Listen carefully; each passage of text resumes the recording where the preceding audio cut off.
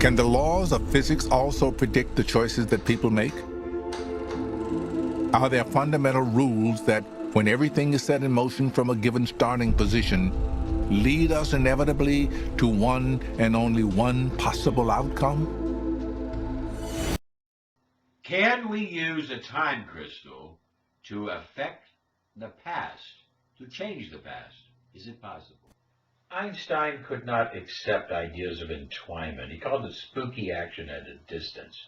He knew it was real, but he couldn't really put it into his framework. We needed a new idea. His theory of relativity tells us we live in something called a block universe, in which all of space and all of time are laid out like a roll of film, where the past, present, and future all exist at once. Time is not absolute. In fact, for us believing physicists, the distinction between the past, present, and future is but a stubborn illusion. The present is right this very moment. And ironically, by the time you've even processed that moment, it's already in the past. Time is like a river, old man river, that meanders around stars, speeds up and slows down. The new wrinkle in all this, which is causing all the excitement and the dismay of philosophers, is that this river of time can fork into two rivers. Or perhaps the river of time can have whirlpools, and time can go in on itself. Time is more of an ocean, with currents that look like they're rivers, but they're not. They flow around. Time is much more like an ocean than a river. Means the future can affect the past just as the past affects the future. The future is not just some series of random events. There are correlations between the present and the future that we can predict. That's what science does. Deep revelation that helped me understand the nature of awareness, in that the knowing quality of consciousness can feel arrow-free. And yet the knowns, the things we're aware of, like your bicycle moving down the street, has an arrow-bound quality to it.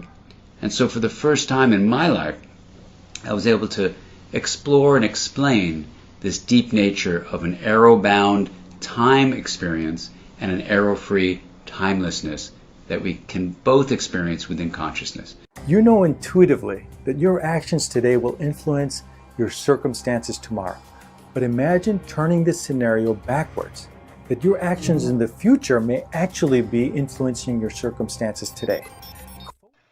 The delayed choice experiment has told us that there is an ability that if the observer makes his observation in the future, then it can affect things in the past.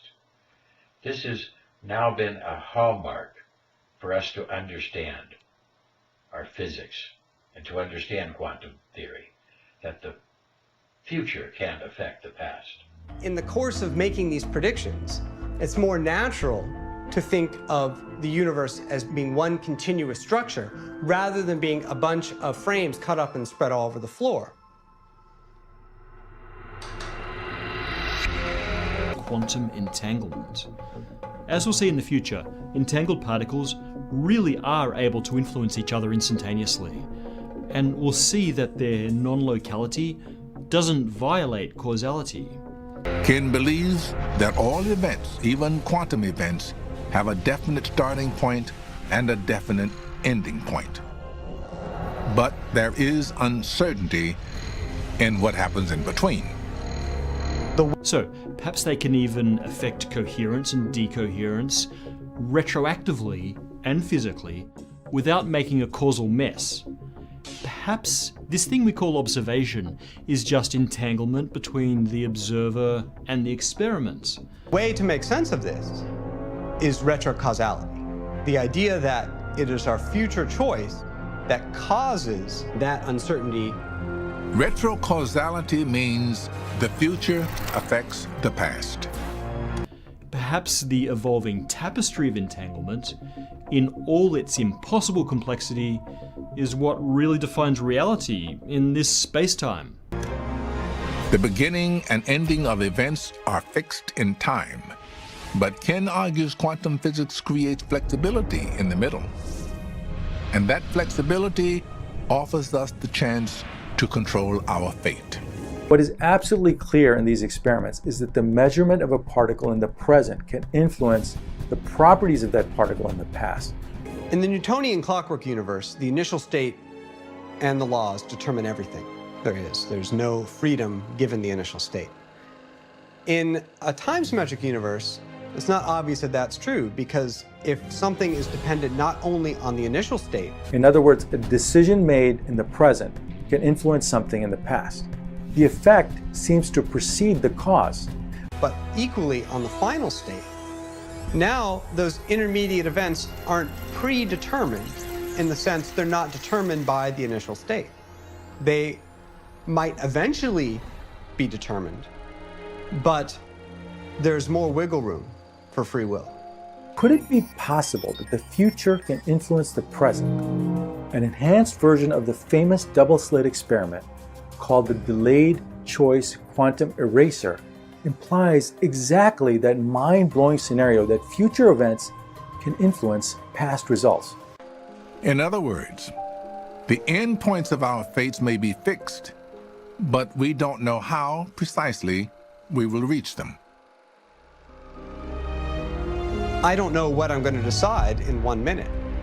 And yet, that decision will be made. It will be determined. But maybe our sense of time flowing in one direction is not something that entangled systems are constrained by. The entangled particles seem to be immune to the direction of time, or are somehow connected in time even when they're not connected in space. Maybe our causal experience is just that, an experience, but not the true nature of reality. So there's a perfect example of something that I don't know and is not possibly not determined just by the past, but nevertheless will eventually be determined.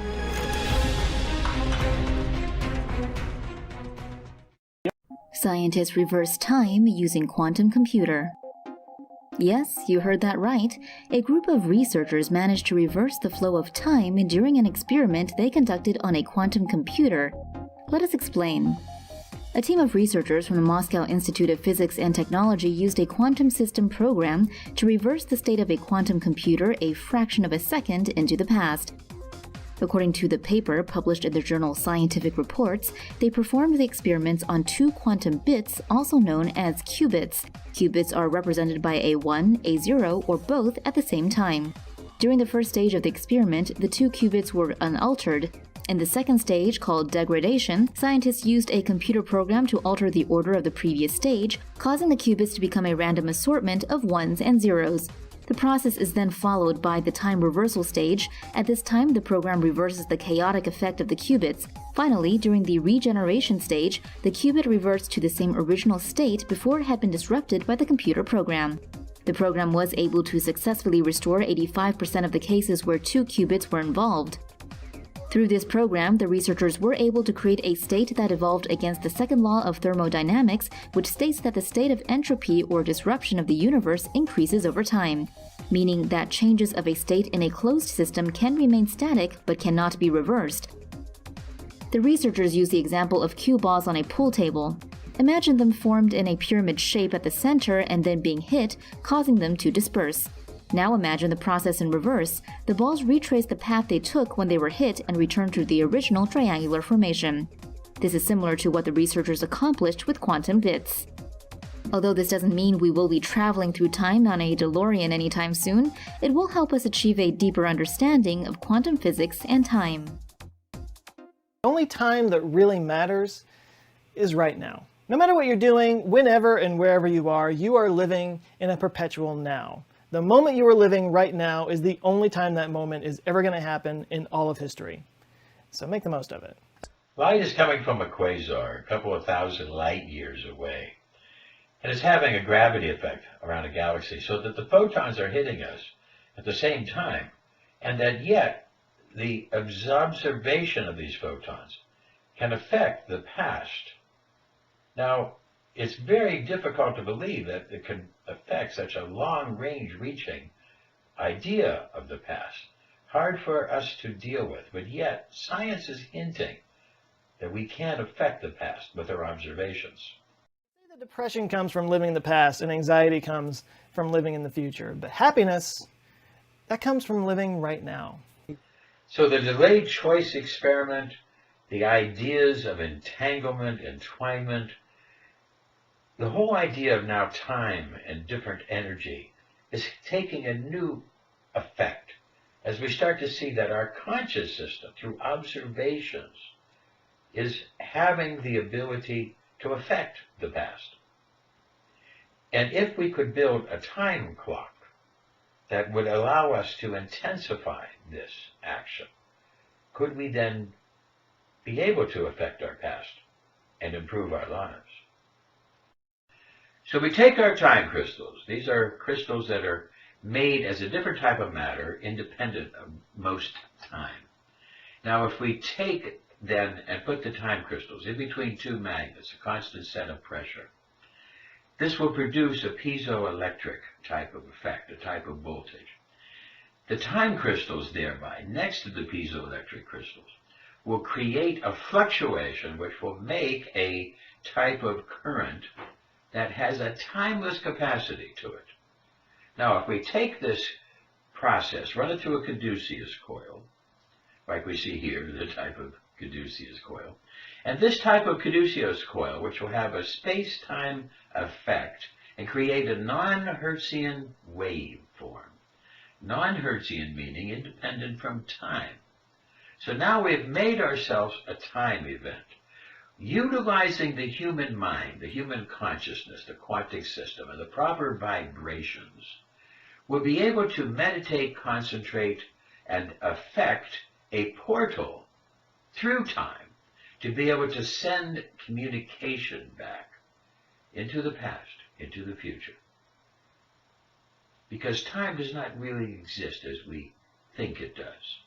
Time is really more of a quasi-area, less of a river and more of an ocean. So now as we start to see, we can have these effects. So what have we learned through this process? Time as we perceive it does not really exist. Our minds are quantic in nature. Quantic systems have a timeless quality. Observations determine reality. Firm observations are resistant to change. A firm observation is difficult to change because it has been made. But see, subtle information, subtle observations of the past can be changed by concentration, quantic concentration from the future. Recreating, restructuring the past is possible with focused intent. The time crystals will allow us to have more of an effect over the time and to amplify our own abilities. We can make a scalar, non-Hertzian timeless field.